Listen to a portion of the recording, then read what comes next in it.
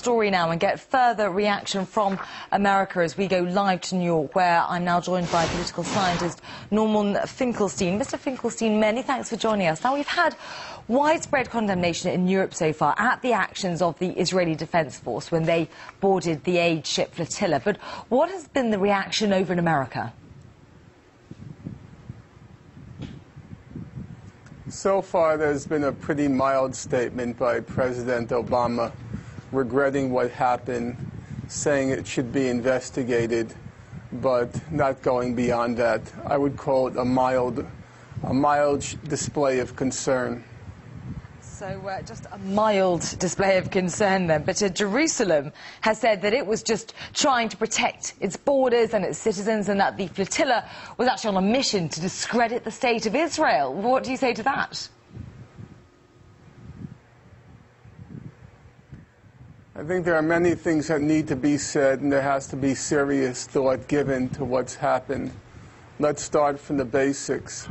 Israel was imposing an illegal blockade on Gaza, what was called by Amnesty International last week a flagrant violation of international law.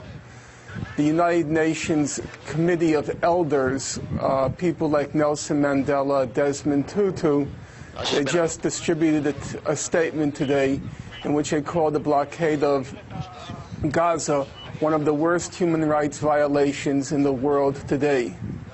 Number two, Israel attacked a humanitarian convoy in international waters. They used armed commandos to attack an international, or I should say a humanitarian convoy in international waters. I think everyone can agree that there's no possibility, there's no way to justify using armed force against what were clearly unarmed humanitarians trying to relieve an illegal siege of Gaza. But to me, the more important question is this, namely, during Israel's massacre in Gaza, December 2008 and January 2009, afterwards, Israeli officials were saying that they wanted to show the Arab world that they were capable of acting like a lunatic state and like mad dogs, that they wanted to restore the Arab world's fear of Israel, and that's why they acted like a lunatic state and like mad dogs in Gaza. But after yesterday's events, we really have to ask the question, is Israel acting like a lunatic state, or has it become a lunatic state? And that's not just rhetoric. It's a very serious issue. Well, Mr. Finkelstein, the UN is actually meeting. Nuclear device. It's true, and the UN is actually meeting today. It's held an emergency meeting to discuss the raid and its reaction to what Israel has done. So what sort of conclusions do you think that they will come to, and do you think their findings will make any kind of difference? Well,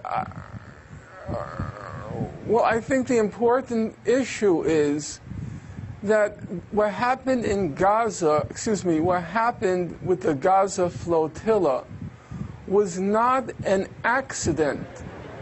You have to remember that the Israeli cabinet met for fully a week. All the cabinet ministers discussed and deliberated how they would handle the flotilla. There were numerous reports in the Israeli press, numerous suggestions, numerous recommendations about what to do. At the end of the day, they decided on a nighttime armed commando raid on a humanitarian convoy. Israel is now a lunatic state. It's a lunatic state with between 200 and 300 nuclear devices. It is threatening war daily against Iran and against the Hezbollah in Lebanon. Hezbollah in Lebanon has already stated on several occasions that if Israel attacks, it will retaliate in kind. Things are getting out of control. We have to ask ourselves a simple, basic, fundamental question. Can a lunatic state like Israel be trusted with 200 to 300 nuclear devices when it is now threatening its neighbors, Iran and Lebanon, with an attack.